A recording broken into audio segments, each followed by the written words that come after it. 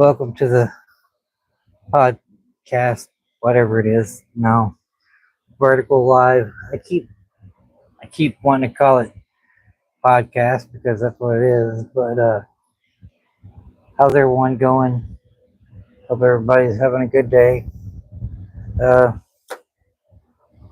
I know I've been posting on every day, and I didn't yesterday. And since uh, we were supposed to go to Tyler today, um, but I woke up with my vertigo acting up, so we didn't go. Um, I knew it was trying to act up. I'm trying to get my other one set up. Sorry, guys. Uh, I'm probably gonna stop this stream later on, and I just wanted to see where everybody was at today. I'm gonna, like I said, I was gonna start uh, later on. I'll come online and do some stuff that I'm working on. A lot of my I haven't sat down at my desk to do some things, but I'm going to here in a little bit when I start getting people in. Uh, but I hope that y'all are all doing good. Uh, it's I'm okay. I'm kind of in. Like I said, I woke up with some my vertigo and my IBS was acting up yesterday. So that's what's going on. Uh, I'm just checking my volume real quick. Checking my volume real quick. Okay, gotcha. So today I uh, I was gonna come on and talk about my kids growing up and what has what I've learned as being a parent over the last uh, 20 years. Uh, and the surprises the kids surprised our my oldest surprised us because our oldest son surprised us because he kept saying that he didn't want to go to college, and he was the kid that always said that he wasn't going to go to college, and he turned out that he was he surprised us at his choir concert. We knew that he got two scholarships, and those two scholarships, he actually got a third one. And then we also got word because he likes to kind of throw us curveballs all the time. Found out that he is going to go to school to be an English teacher and a choir teacher. So on top of the two scholarships, he got a third scholarship too. And so he's going to ETBU to do that, which is awesome. Like I said, we didn't think, out of all the kids, we didn't think he would go to college. He wasn't the kind of kid that led people on to what he was going to do with life. He's always surprised us. He's always surprised us. Now Caden graduates in 3 years, and he was the kid that I want to be a doctor. I want to be a doctor. Now he don't really know what he wants to do.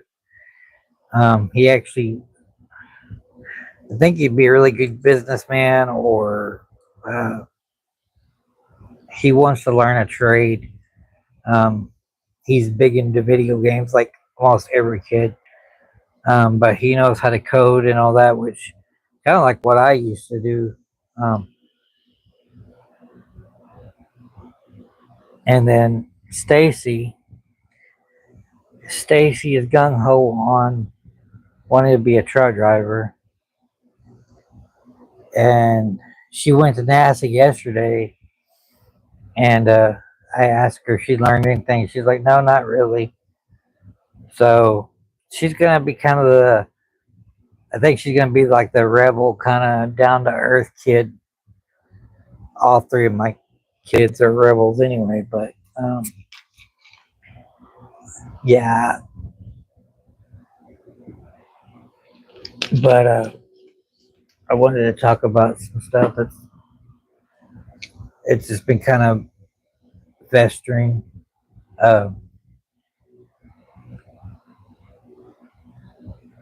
I had brought this up when Steph, she just walked out on PetSmart, uh, and it's kind of like, okay, we need to figure out what we're gonna do, um, but everything is okay for right now. Sorry, I'm looking around trying to figure out what I'm going to do as far as show y'all what's going on in the shop. So that's why I'm looking around, and I'm trying to figure out how I'm going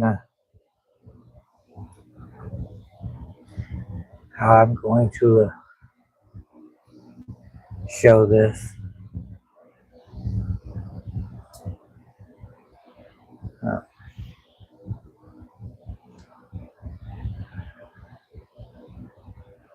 Probably gonna have to wind up moving some things around. I'm trying to figure out where I want to do it or how I'm going to do it. I'm probably going to move.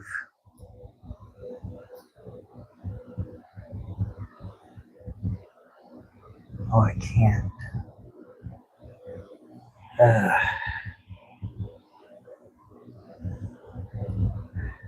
so give me a second, guys. I'm gonna have to move um, some things around.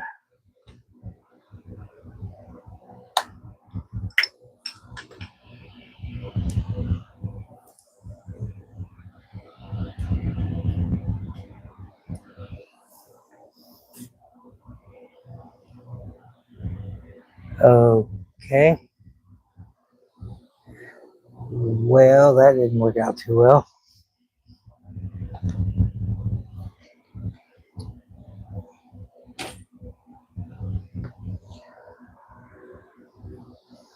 Trying to figure out where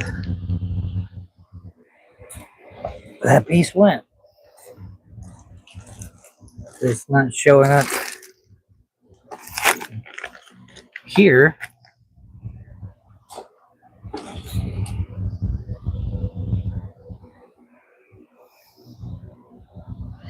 Where did it go?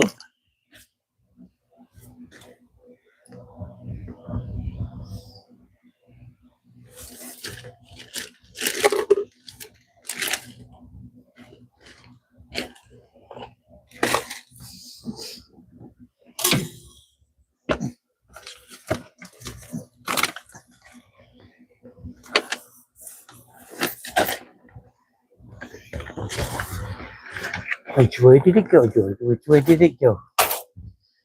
Uh,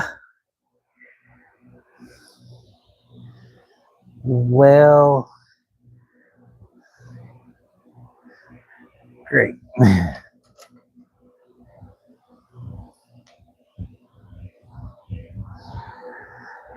Hold, please. I'm trying to find something.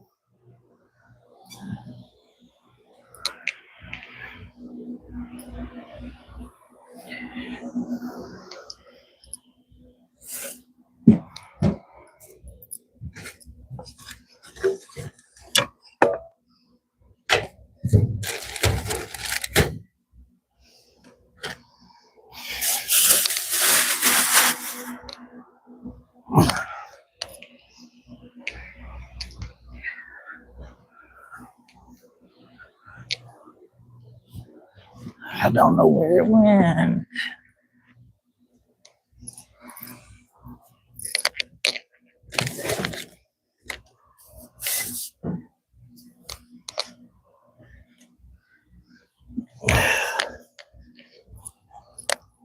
I found it.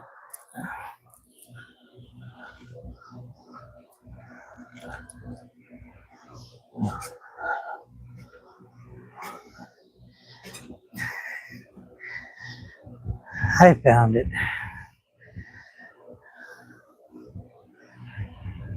So I found it. The master of technology. Not really. Okay.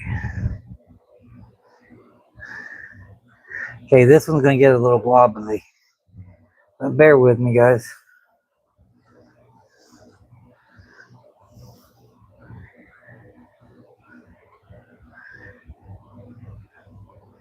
Hey, my 4 friends. How's everybody going? Okay.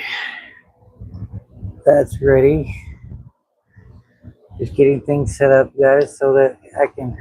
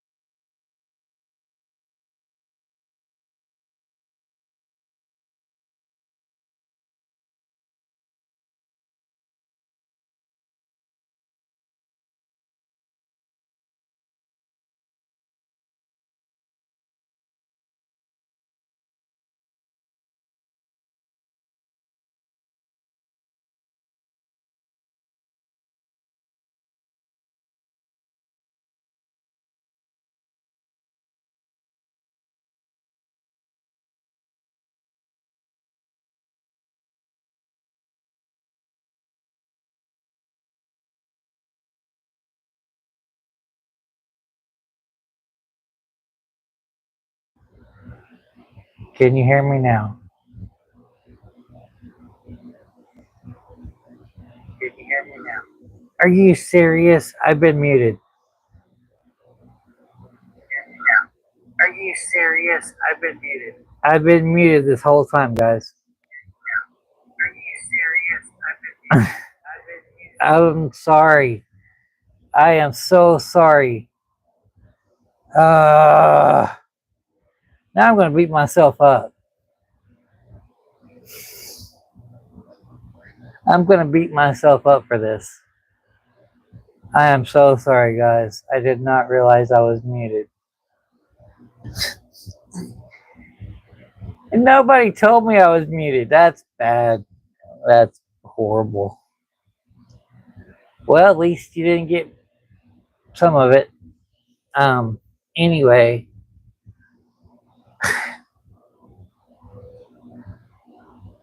Oh boy. Technology. That's what I get. I just looked up and saw mute beside my microphone. I'm like, are you serious? I was muted. Anyway, as I was saying,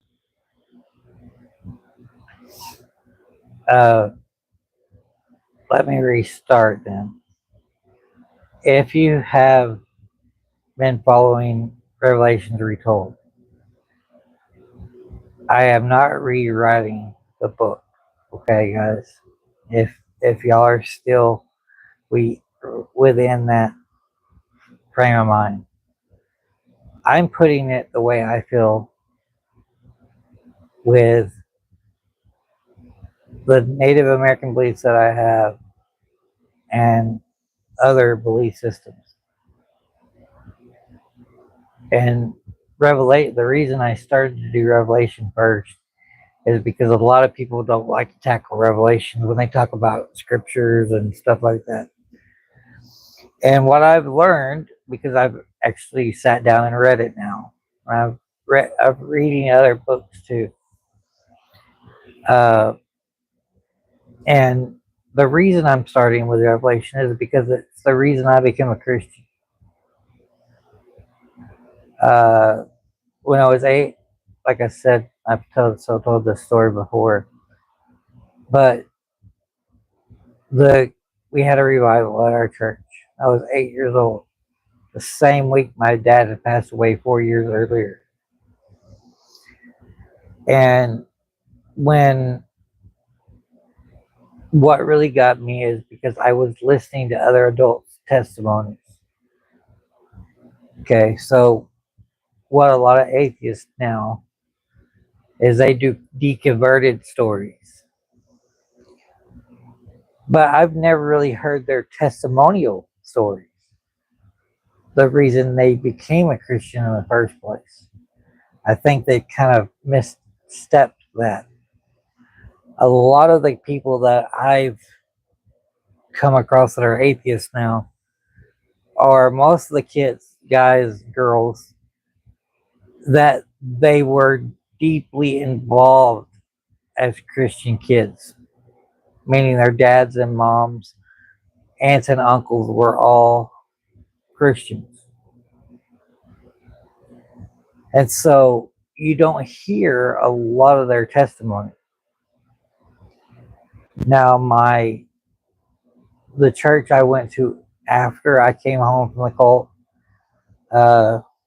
there was a couple of churches I tried, but when I moved back in with my aunt, you gotta go every Wednesday and Sunday, Sunday morning, Sunday night, and vacation Bible school, and do church camp, and do everything with the church.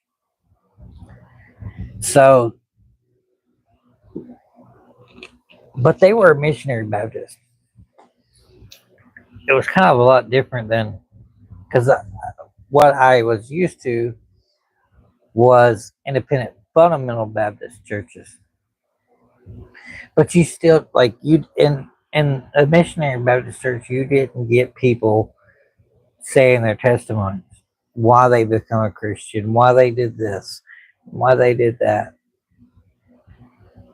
That's where my story is a little different because I have a conversion story, but I've never really heard the reasoning for other atheists and their conversion to Christianity. Like I said, because most of them grew up in the church with their moms and dads and aunts and uncles and everybody else. Their whole families are Christians. Where you see a conversion in later life, normally, is the Christian. Hello. Hang on just a second. I think I got some messed up because it's not showing.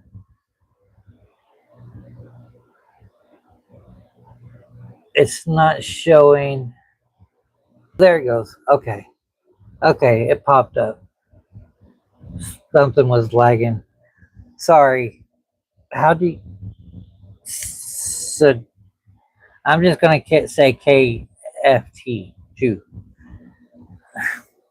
Anyway, um, but being that uh, as a as a young kid, my testimony was that I become a Christian after the fact that I was 8 years old,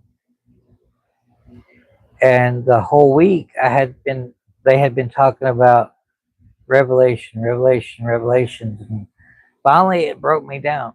And because the fact of the matter is, my dad had passed away, and I wanted to have my dad back.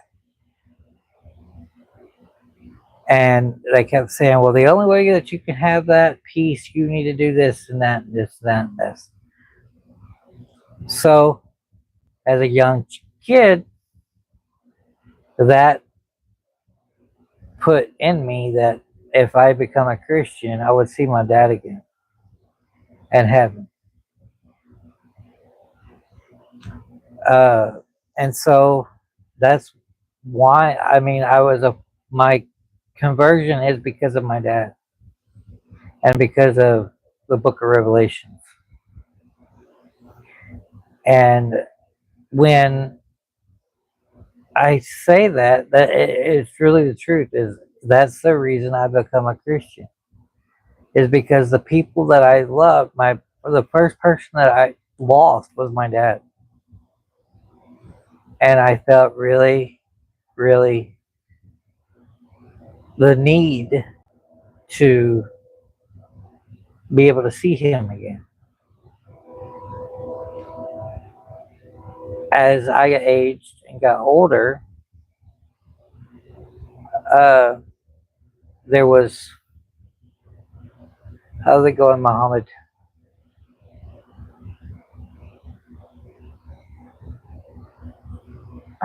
Still much. Oh, okay. That's weird. Why is that not doing that?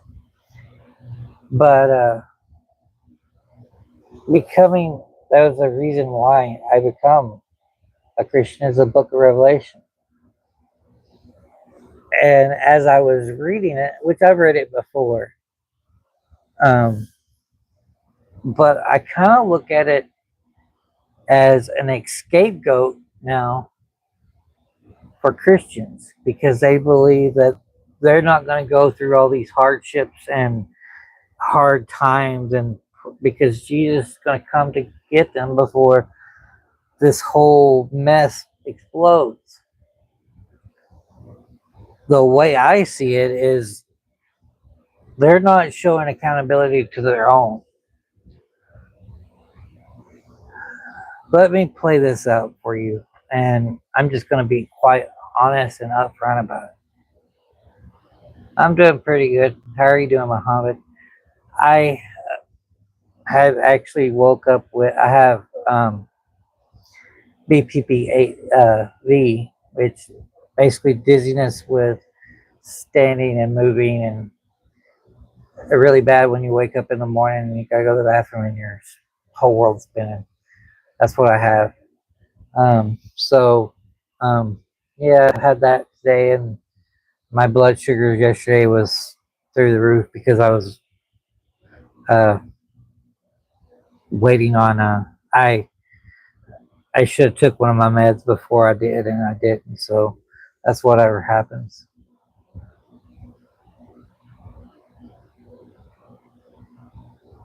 Yeah, I understand.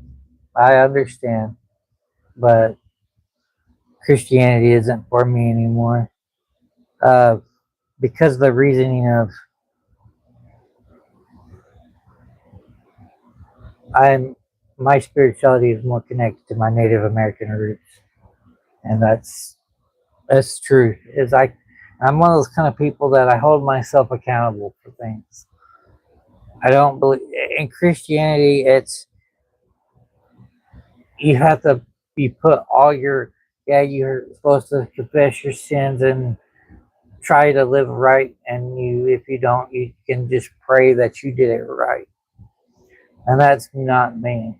I I've always I've sorry I said this before. There was two thieves on the cross beside Jesus. One didn't say nothing. The other one just said, "Remember me in heaven."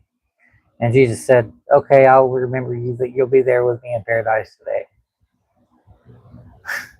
He didn't ask for Jesus to save him. He didn't ask for. He just said to remember him. Okay. Another thing is, there's a lot of things that just aren't right, and I prefer. As a Christian, it was so hard for me to live right. But after I become an atheist, I changed a lot. Hide myself accountable for everything that I do, uh, and that's the way I have been. I've actually been that way my whole life. I used to self punish myself when I did something wrong. I would go and hide and take refuge and punish myself for things that a normal kid would not punish themselves for. And that's the thing is, and I also don't believe in the whole scare tactic that happens within Christianity.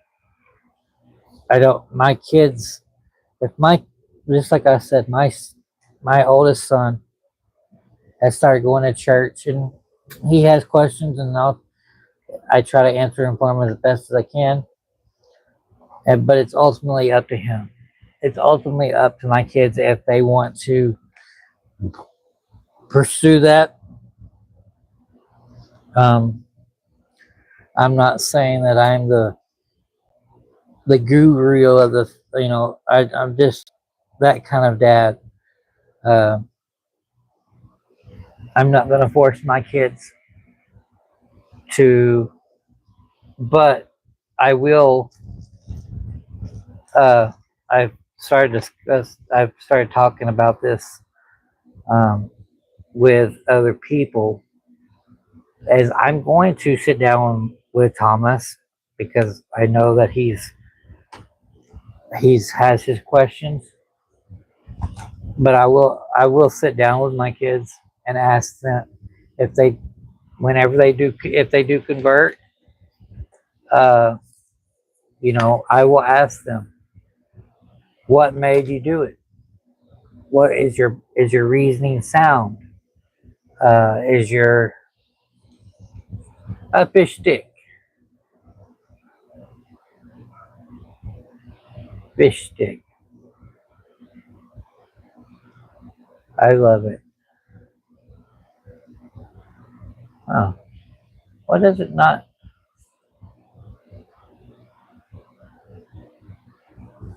Huh. But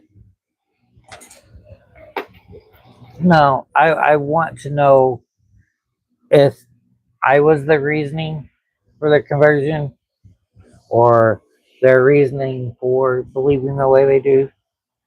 Or was it something that because I'm interested.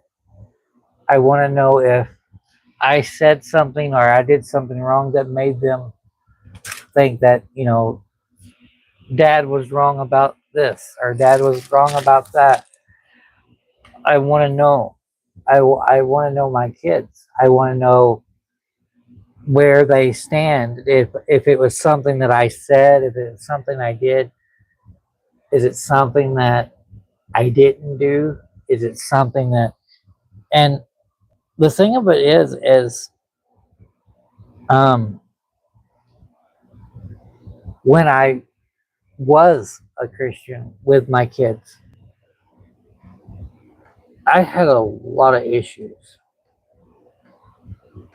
I had gotten diagnosed with my heart problem, got diagnosed with some other things, got diagnosed with PTSD. So I was working through a lot of things. And after the fact of me becoming atheist, I started taking a lot. Like I said, I used to self punish myself. And my aunt and my step parents did not have to punish me because I punished myself. And I don't think that was very healthy because when I was in that cult, it didn't matter if you punished yourself for doing something wrong, they were going to punish you too. Like, I mean, seriously. And look, doing anything wrong could be eating your food wrong or looking at a female. Like it was separate at the cult. We was not allowed to interact with the girls, and we were junior, middle school, elementary school kids, junior high, high school kids. Come on. One side would set the girls, one side set the boys. And if the preacher saw it, no, you were going to get beat for it. But I'm not going to go around what he was doing. But simply saying that, you know, you believe in Jesus, that's fine. I don't have a problem with you being a Christian. What I have a problem with is Christianity believing they are holier than thou and that they can only be the ones to save this world. Or and yeah, I'll hear it that you know Christ Christ died because we're imperfect, and but it also Jesus told a follower, "Go and sin no more." But did they go and sin no more? We don't know because the story ends there, just like the Lady of the Night in the Bible. They said, "Well, you're supposed to." Jesus says, "If who's ever without sin cast the first stone." Well, Jesus didn't even. Jesus would have been the only one that could cast the first stone if he was perfect. Does that make he didn't? I mean, he would. And a lot of people said, "Well," and Jesus showed anger.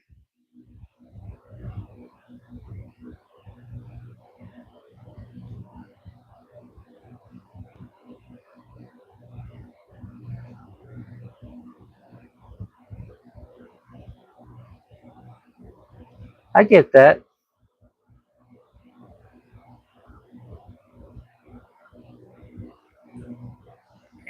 And the word agnostic, it only means, hi, Francisca and Josediah. Hey, guys. Uh, I get the agnostic thing. Agnostic just means you don't know. That's what agnostic means. is you don't know. I'm okay. Thank you for asking. I'm okay. Like I said, I woke up just drained, having issues. Uh, but yeah, I mean, I get, I get the agnostic thing because I, like I said, my Native American stuff is my Native American stuff. That's just who I am. Another reasoning why I will tell you this is part of my deconstruction. Uh, when I came out as an atheist, I told my step parents, and that was it. And then I got comfortable and I finally started saying it. Well, that flag that you see behind me, I grabbed that flag. I put my war paint on. I put my I put my headband on, and I went walking down the street.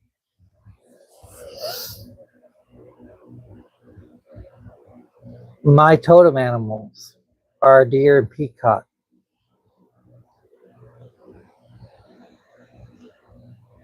As I walked down the street, we were on a very busy street too, in the middle of summertime, when deer do not run a lot.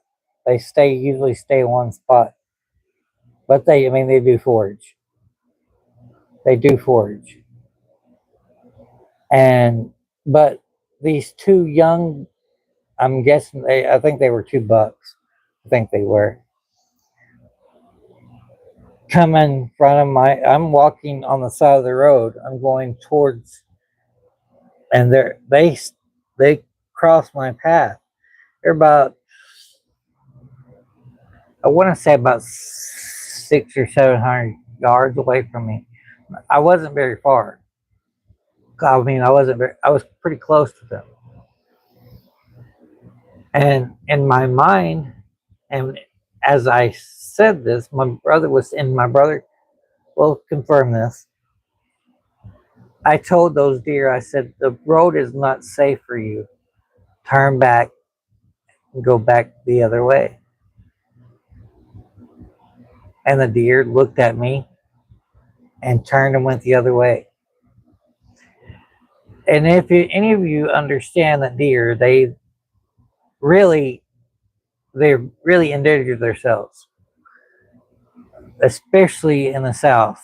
I mean, if any of y'all have been Texas, East Texas, deer and things, we see it all the time.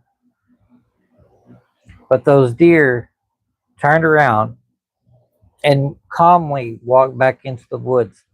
And as I walked, they had vanished. No trail.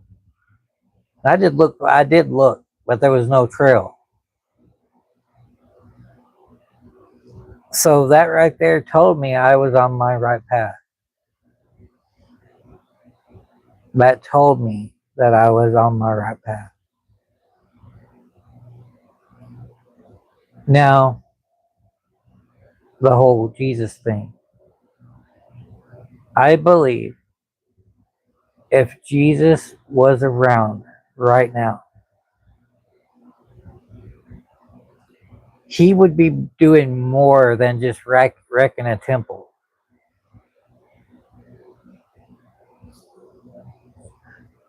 I firmly believe that when you're a good person and you do everything you can to make your life and other people's lives better, that is a true Christian or a true believer in something. I believe with all my heart that That's what makes you a good person. That's what makes you. In the Bible, Jesus was asked how to pray, and he said, "Do it in private. You don't do it for show. You don't do it for just to do it. You don't do it, period, for show. You don't do it." As he says, to do it privately and talk to him like a like a friend. I will tell you this, guys. As an atheist, I still pray. I still pray. And it's not for the normal prayer of that most people think, because I believe wholeheartedly, if there is an afterlife, that your family, that's your family that you've grown up with and you love, those are real. That's real. For example, the house that I live in right now, I grew up here. It's almost 30 years old. My cousin could have easily sold it. But when my mom and my aunt passed away, I said, look, I got to have stable stuff. And we were able to get it. And we're going through something else. And I'm worried to death. But I still have my home. I still have this. And I prayed to my aunt, I prayed to my grandma, and I prayed to my mom. And it happened. Now, when I don't know what the next chapter is.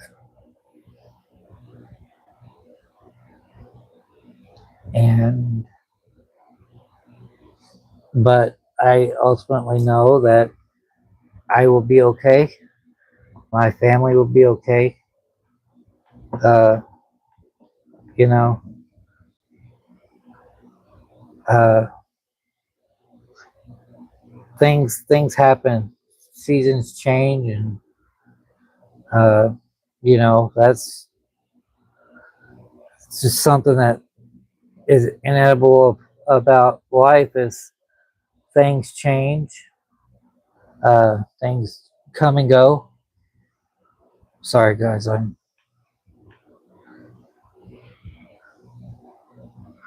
I'm using some good old redneck duct tape, hot glue. uh, but you know that's the thing is I'm not here to judge. I'm not here to. I'm here because I want to give something back. Uh, but like I said, the Book of Revelations was the reason that I become a Christian, and then it was a reason why. Because the main reason why I started feeling the way I do about things now. Um, and there will be people say, "Well, you can't." Um, you can't. Uh,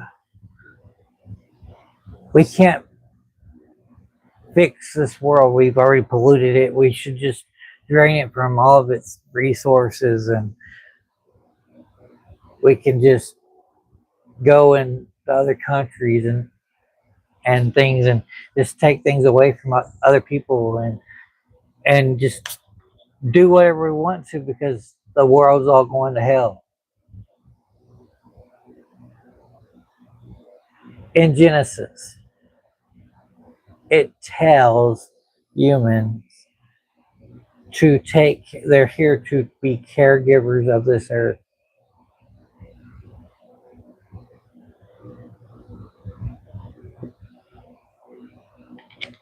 And being caregivers of this earth isn't running it raw of its natural resources. It's not.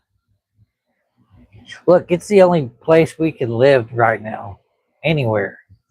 I mean, something like 8 million light years away, there's another Earth somewhere. You gotta go, god dang. They have to move all our population right now. You know, that's the thing is, sorry guys, I'm piddling on camera because, just because.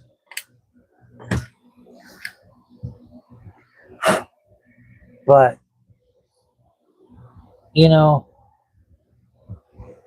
I I just think that sometimes we forget that we need to take accountability also. Sometimes that we need to look back and say, um, just we have to. Just like I've told this, I keep telling this story. My mom could care less about religion and all that stuff. Oh, Steph's back. But that's that's the whole gist of everything. Uh, and you either are or you're not. So anyway, guys, I'm gonna wrap it up today. I may get back on and do some work, or I may just do it on my own today. Um, but anyway, guys, I hope some of y'all got some of this. That's just something I was just talking about. I've been trying to really get this whole Revelation thing wrapped up, but it's given me kind of a re-outlook on things.